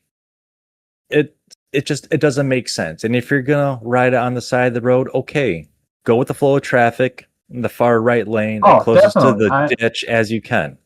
There's certain areas. Had those ones happen to me too, like where they're fucking coming at you rather than going with you. It's just so fucking wild on where society is with some of these things, and that leads me into the next thing that is frustrating. And I haven't given up on people because when I'm seeing it, the last one I saw was just at Home Depot the same day that I saw another cyclist in the middle of the road. This one, that was in broad daylight, as was this one too. The tailgates being up on vehicles. I'm not talking tailgates being down on trucks. I'm not talking tailgates being up on vehicles like they're having something protrude out to where it's cinched down or everything is secured. I'm talking back hatches on these crossovers, SUVs being up, and there's stuff in the back that could easily bounce away. Final Destination style. And the last one was there when I was shopping at Home Depot and they started driving away, and I yelled as loud as I could, but they just kept on driving. And I watched them drive, and they were driving right into town. So I was like, all right, well, at some point, hopefully they're going to figure it out. Again, this is not a fucking gas cap door that's open. This is a back hatch to where anything could be flying out. But when you see these cars going down the fucking highway and the back hatch is still open, you think to yourself, well, if they're going out on the highway at 70 something miles an hour, no, they're not. They're going about probably 40 to 50 miles an hour on the highway. Minimum speed is 55. But the back hatch is up. And to stop and to slow down and to get their attention. And they look at you like you're yelling Chinese or something at them. I don't want to say I've given up, but I try. I've tried my damnedest to help people out, and just holy shit, man. I don't want to be that person, that vehicle that hits a pop can or a canned food, something at 75 miles an hour on the highway because a car 300 yards up was bouncing around with their tailgate open, and then that can is going to, I don't know, kill my car in a sense, getting SpaghettiOs all over my exhaust, or I'm going to smell Chef Boyardee and want cravings for the next couple hours, or it's going to slice my tire open. It's going to bounce up, and I don't know, something could break, something could happen. It could be something a little as that, or something big as a fucking spare tire that people normally have in the back of their vehicles, which the one person on the highway did have. that would take a lot to go ahead and balance out, but how Michigan roads are, I can foresee that happening. And if you're driving down the road with your back hatch up, you're probably not going to hear a fucking spare tire bounce around and bounce out of your car. Probably not. That's been my weekly observations. Mine's like, God damn it, this is what's bugging me. So I'm going to go ahead and talk about it and tell everybody else how I feel on it. So yesterday I went to Tina's, I went to go do my errands with her. And she's about 20 minutes to maybe a half hour, depending on traffic, away from where I am. And to get kind of like to the center area of the area that I live in, it's about 5 miles away, give or take. Within those 5 miles, I was almost hit 3 or 4 fucking times yesterday. And one of them was my favorite. Like, there's multiple businesses that are on this main road. And people just, they try to get out as best as they can, like to inch their way out, whatever. So one person gets out, and they then, instead of deciding to go the speed limit that everybody else is fucking going, they decide to go 20 miles per hour. Now, mind you, the speed limit on this road is 45. It's not a main road, but it's not a like highway road, but it's a main road. And then they decided to go like fucking 20. It's like, Jesus Christ. So then finally, like, they picked up the speed and went with the flow of traffic finally. Another one is after I just get out past the light, one person is trying to go, like the person in front of me decides to go right down another street at the light. And so they go, so I slow down a little bit, and then I pick up speed right as they start to move, or start to turn, and they're almost practically out of the way of my car. Someone coming from the opposite side decides that that's their perfect opportunity to make this left turn to go onto that road.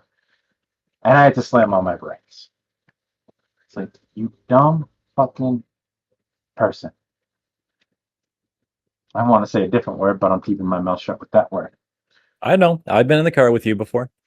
Fast forward 30 fucking feet. Somebody's coming out of another business, and they see that they have this small fucking opening. It's very, very small. That even if you were in a fucking Mustang or a fucking Camaro, you still would not have enough time to make that fucking spacing. Nope, they decided to go. Another one. I had to slam on my fucking brakes. But the best one was when I was on my way home yesterday.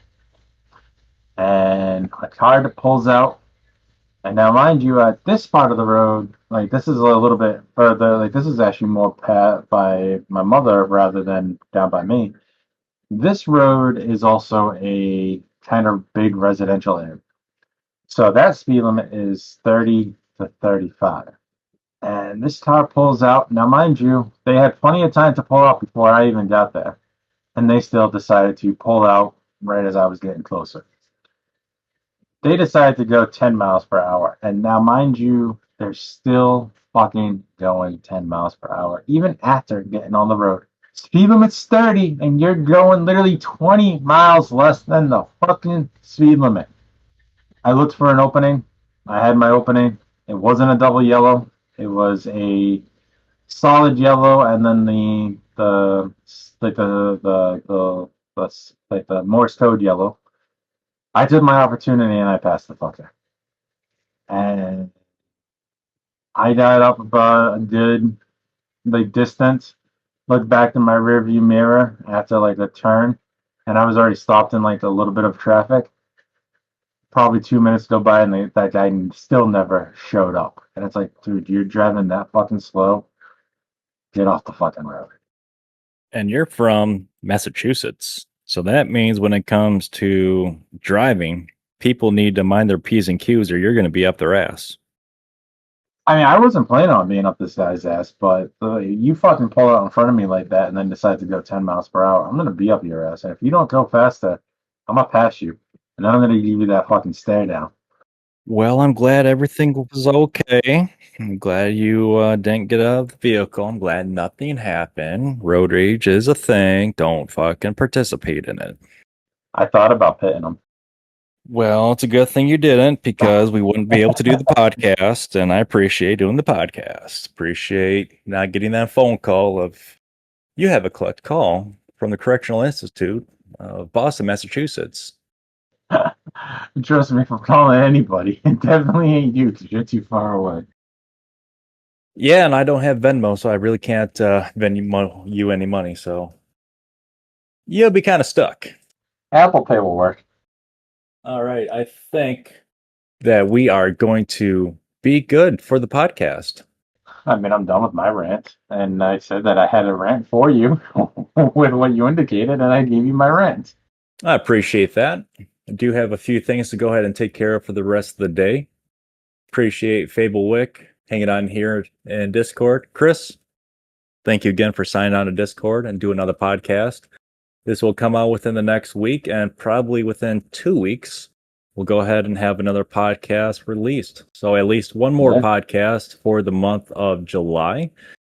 I don't know if it's going to be towards the tail end of the month. If it is, then we can go ahead and start to cover the convention that we have for this month. If not, I probably want to cover that for the first podcast in August. We'll see what happens, though. You know, a week or 2 weeks could be a long ways away until we figure out what happens. If we do it out like how we do it. Oh, wait, no. Yeah, so we would be in the first week of August is when we would have the podcast for San Diego. Which would be good because it gives us time to get the articles and everything for it. Yeah, it gives time for more companies to be shut down and Microsoft to lay off more people too.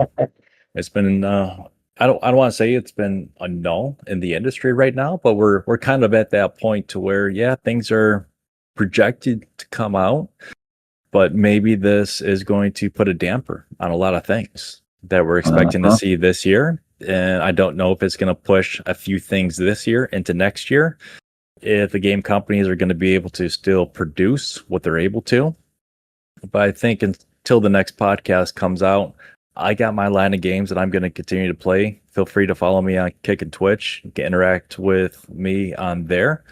If you wanted to interact with Chris, he did drop his Twitch handle, and you can also find us on Discord. That's probably the best and easiest way to go and get a hold of us is right there on Discord. All right, everybody out there. Thank you again for listening. Until next time, I am Steve. And I'm Chris. Take care of yourself. Peace.